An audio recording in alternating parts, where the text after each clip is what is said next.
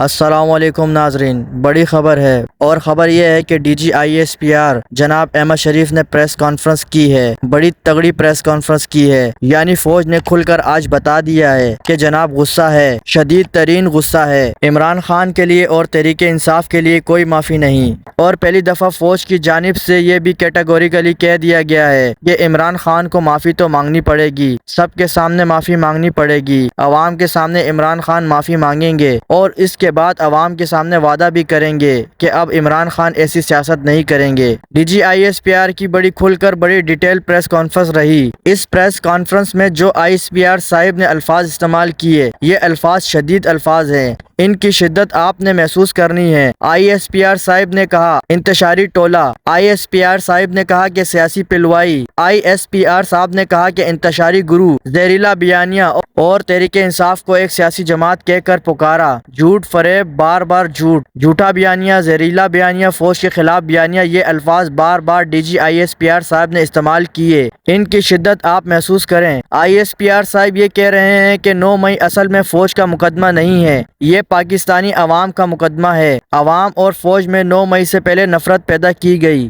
اگر نظام انصاف پر آپ نے یقین کرنا ہے تو 9 مئی کرنے والوں اور 9 مئی کروانے والوں کو سزا دیں، یعنی یہ سزا دینی پڑے گی۔ اب یہ بات آپ نے ذہنوں میں رکھنی ہے کہ 9 مئی کو 1 سال مکمل ہو چکا ہے، 1 سال ہو گیا ہے۔ اسی مہینے میں، مئی کے مہینے میں 1 سال پہلے تحریک انصاف سپریم کورٹ گئی تھی اور جا کر ایک درخواست ڈالی تھی کہ جناب جوڈیشل کمیشن بنائیں، تحقیقات کریں کہ کس نے یہ سب کروایا ہے۔ افسوسناک پہلو اس کا یہ بھی ہے کہ 9 مئی میں تحریک انصاف کے کارکنان کو پکڑا گیا، انہیں ڈرایا گیا، ان کے اوپر مقدمات بنائے گئے، لیکن اس کے بعد جس نے استحکام پاکستان پارٹی جوائن کی یا خٹک کو جوائن کیا یا تحریک انصاف کو چھوڑ دیا، ان سب کے اوپر 9 مئی کے کیسز ختم ہو گئے، وہ دودھ سے دھل گئے اور سرف ایکسل سے بھی دھل گئے، انہیں بالکل بیل آؤٹ دے دیا گیا، یعنی وہ گھومتے رہے، پھرتے رہے، روٹی کھاتے رہے، موج مارتے رہے، لیکن وہ لوگ جنہوں نے تحریک انصاف نہیں چھوڑی، انہیں عبرت کا نشانہ بنایا گیا اور آج بھی بنایا جا رہا ہے۔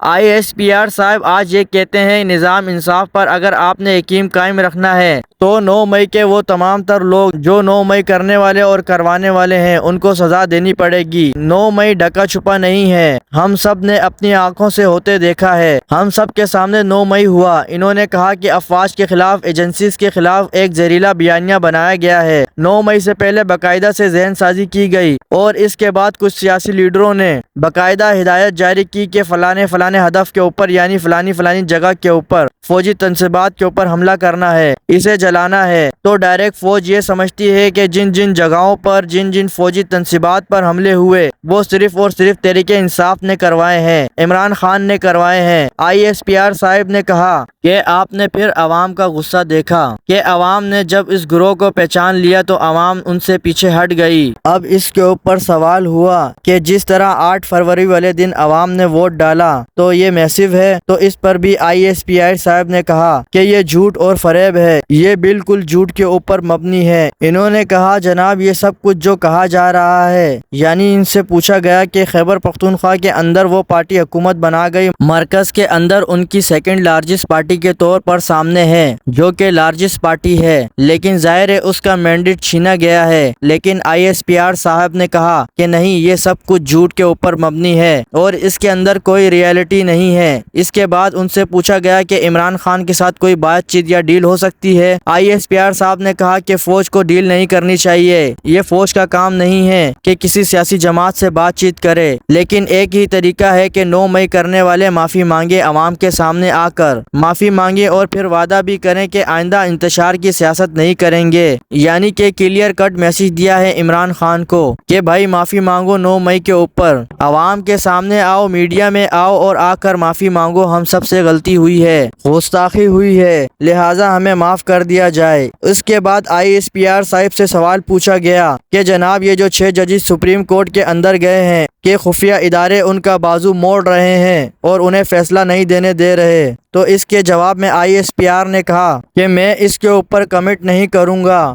میں اس پر بات چیت نہیں کروں گا، یہ عدالت کے اندر کا معاملہ ہے، عدالت دیکھے، بغیر ثبوتوں کے الزام نہیں لگانے چاہیے۔ یعنی کہ 6 ججز والے معاملے پر انہوں نے کوئی رائے نہیں دی۔ اہم ترین بات یہ بھی ہے کہ DG ISPR صاحب نے یہ جو پریس کانفرنس کی، اس سے پہلے انہوں نے کہا کہ کوئی سیاسی سوال نہیں لیں گے، لیکن اس کے باوجود بھی سیاسی سوالات ہوئے۔ اس پریس کانفرنس کے بعد صحافیوں کا رد عمل میں آپ کے سامنے رکھ دیتا ہوں۔ عمران ریاض خان صاحب لکھتے ہیں کہ غصہ عقل کا دشمن ہوتا ہے اور ہاتھوں سے لگائی گئی گریں بعض اوقات دانتوں سے بھی کھولنی پڑ سکتی ہیں۔ 10 اپریل ثانیہ باول نگر میں بھی پنجاب پولیس کا نہیں بلکہ پورے پاکستان کا مقدمہ ہے۔ اور 10 اپریل والے دن کیا ہوا تھا؟ یہ فوج کے کچھ لوگ تھانے کے اندر گھس کر، یعنی سرکاری ایک ادارے کے اندر گھس کر، پولیس کو الٹا لٹکا کر ڈنڈوں اور ہتھیوں سے مارا۔ امیر عباس صاحب یہ کہتے ہیں کہ اگر 9 مئی عوام کا مقدمہ ہے تو پھر 10 اپریل جو پولیس کے ساتھ ہوا وہ بھی پورے پاکستان کا مقدمہ ہے۔ ناظرین، اگر آپ ہمارے اس YouTube چینل پہ نئے ہیں تو ویڈیو کو لائک کر دیجئے، چینل کو سبسکرائب کر دیجئے اور بیل آئیکن کو دبانا بالکل بھی نہ بھولیے گا تاکہ آنے والی ہر نیو انفارمیٹک ویڈیو بآسانی آپ تک پہنچ سکے۔